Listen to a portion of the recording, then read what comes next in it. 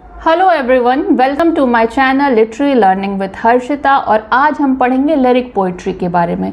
Lyric poetry क्या होती है, इसके कैरेक्टरिस्टिक्स क्या हैं, थीम्स क्या हैं और कौन कौन से फेमस एग्जाम्पल्स हैं लिरिक पोइट्री के इंग्लिश लिटरेचर में, आज हम ये डिस्कस करेंगे। इसके पहले के वीडियो में मैंने आपके साथ फॉर्म ऑफ पोइट्री में sonnet, elegy, ode, epic and ballad को डिस्कस किया है, जिसका लिंक डिस्क्रिप्शन बॉक्स में है, आप एक बार चेकआउट कर सकते हैं।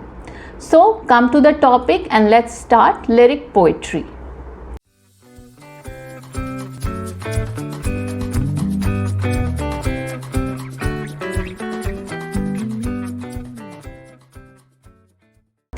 Lyric poetry. What is lyric poetry? Lyric poetry is a type of poetry that expresses the poet's emotions, feelings और थॉट्स। लिरिक पोइट्री क्या होती है? अ टाइप ऑफ पोइट्री होती है जिसमें पोइट एक्सप्रेस करता है अपने थॉट्स को, अपने फीलिंग्स को और अपने इमोशंस को। The term lyric poetry comes from the Greek word lyrikos meaning singing to the lyre. तो लिरिक पोइट्री एक ग्रीक टर्म से ओरिजिनेट होता है, जो टर्म है लिरिकोस, जिसका मतलब होता है singing to the lyre. Lyre एक म्यूजिकल इंस्ट्रूमेंट होता है, जिसके बारे में हम आगे पढ़ेंगे। Lyric poetry originally was meant to be sung accompanied by lyre, a stringed musical instrument. तो ओरिजिनली जब लिरिक इंट्रोड्यूस्ड हुआ था तो उसको हम लायर प्ले करते थे, तब गाते थे। लायर एक म्यूजिकल इंस्ट्रूमेंट होता है जिसकी स्ट्रिंग्स होती हैं लस्ट लाइक गिटार, तो उसके साथ उसको गाते थे।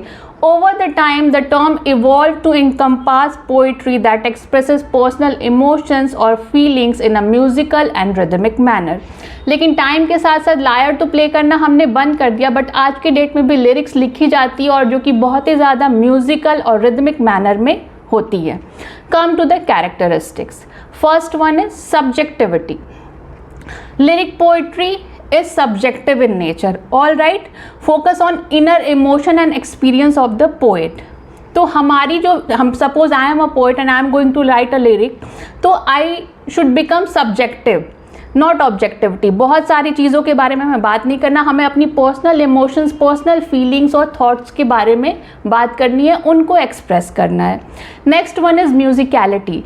ओरिजिनली हम लायर को प्ले करके इसको गाते थे, बट टाइम के साथ साथ लिरिक को फॉर्म में लिखते हैं, रिदमिक फॉर्म में लिखते हैं, अच्छे अच्छे राइम्स का यूज़ करते हैं और मीटर्स को इन्वॉल्व करते हैं। Next was the emotional expression.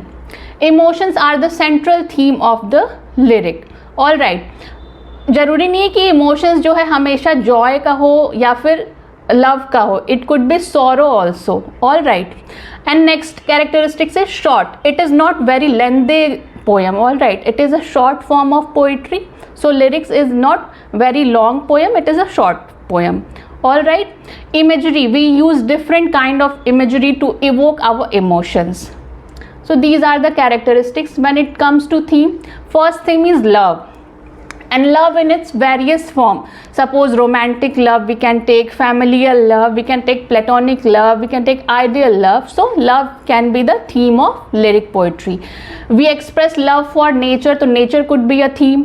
All right, identity, mortality, spirituality, in themes पे हम lyric poetry को लिखते हैं। All right, और भी बहुत सारे themes हो सकते हैं जो कि हमारे इमोशंस और फीलिंग्स को कनेक्ट करें। एग्जाम्पल्स की बात करें तो विलियम वर्ड्सवर्थ की I wandered lonely as a cloud is a classic example of lyric poetry. तो ये पोएम वर्ड्सवर्थ ने तब लिखा था जब वो डोरथी के साथ कहीं पे जा रहे थे और उन्होंने अचानक से बहुत सारे डैफोडिल्स को देखा एंड ही डिसाइडेड कि मैं डैफोडिल्स पे पोएम लिखूंगा। तो इसको as wandered lonely as I wandered lonely as a cloud भी बोलते हैं इस पोएम को, और डैफोडिल्स के नाम से भी जाना जाता है। Come to the lines. Lines मैं पढ़ूंगी तो आपको और अच्छे से क्लियर होगा इसका rhythmic manner. So here I am going to read the lines. ज़्यादा नहीं पढ़ूंगी, 2-4 लाइन्स ही पढ़ूंगी जिससे आपको समझ में आ जाएगा कि लिरिक पोइट्री होती क्या है। I wandered lonely as a cloud that floats on a high over vales and hills, when all at once I saw a crowd, a host of golden daffodils, beside the lake, beneath the trees, fluttering and dancing in the breeze. सो देखा आपने कितना beautifully लिखा Wordsworth ने, musical tone आ रही है इसके साथ, एक रिदमिक पैटर्न है. Next example we can take the world is too much with us. ये भी विलियम वर्ड्सवर्थ ने ही लिखा है. Another example we can take Emily Dickinson की because I could not stop for that. And the last example we can take Dylan Thomas की do not go gentle into that good night. So बहुत ही आसान है lyrics को समझना. Lyric poetry को, sorry मैंने लिरिक्स बोल दिया. लिरिक्स तो जो हम जनरली मूवीज़ की जो सॉन्ग्स होती हैं वो लिरिक्स होती हैं, तो वो भी जनरली इसी टर्म से कहीं ना कहीं इन्फ्लुएंस्ड हैं. All right, but lyric comes in literature. It is a short form of poetry. We use our thoughts, emotion and feelings and express it. All right. I hope lyric आपको clear हुआ हो.